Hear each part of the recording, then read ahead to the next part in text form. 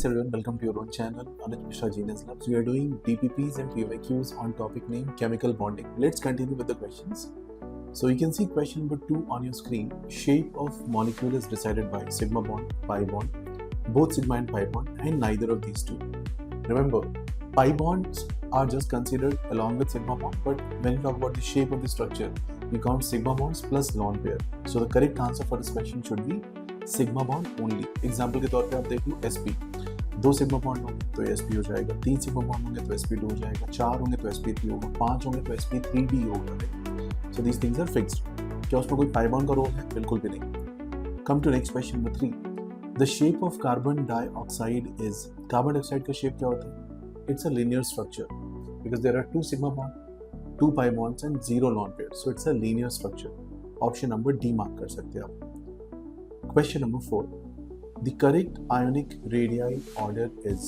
Correct ionic radii order पूछा है आपसे N3 minus, O2 minus, F minus और Na plus और Mg plus 2 L plus 3 के साथ. कैसे लिखोगे इनके साइजेस? नाइट्रोजन 7, 3 नेगेटिव मतलब कि 10 इलेक्ट्रॉन्स. प्रोटॉन्स आपके सेम है, इलेक्ट्रॉन्स 10 हो गए तो साइज बड़ा होगा. N3 minus is bigger than O2 minus is bigger than F minus is bigger than Na plus is bigger than Mg plus is bigger than L plus 3. Answer will be option number A. Question number 5. Which is not linear? देखिए carbon dioxide एक linear structure है. 2 sp hybridised orbitals होंगे carbon के, it will be a linear structure. HCl is a linear structure. C triple bond NO वो भी linear. C2H2 दोनों carbon sp hybridised है, वो भी लीनियर स्ट्रक्चर में है. But water is a bend shape और वाटर के बेंड शेप का एंगल कितना होता है? 104.5 degrees.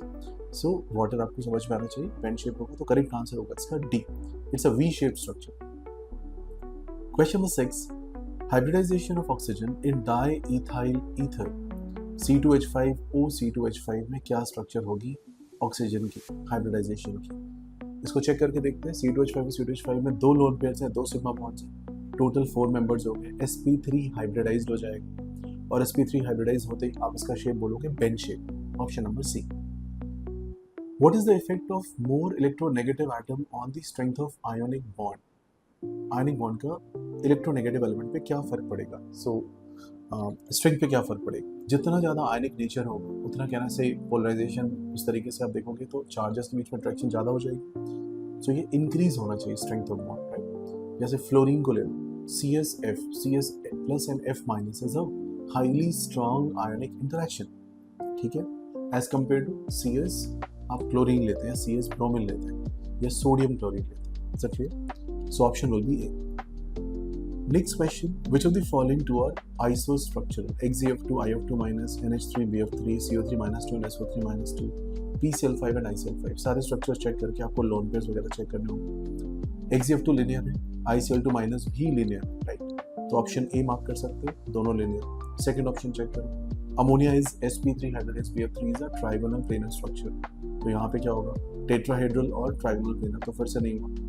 CO3 minus 2 is a trigonal planar structure. SO3 minus 2 कैसा दिखेगा? S डबल बॉन्ड हो एंड O नेगेटिव और साथ में एक लॉन पेयर. तो ये स्ट्रक्चर अमोनिया जैसा स्ट्रक्चर होगा, ठीक है? It will not be trigonal planar. So what would be my answer? My answer will be option number A. I hope you understood all these questions. Keep liking, subscribing and sharing. Share with your friends as well. Thank you.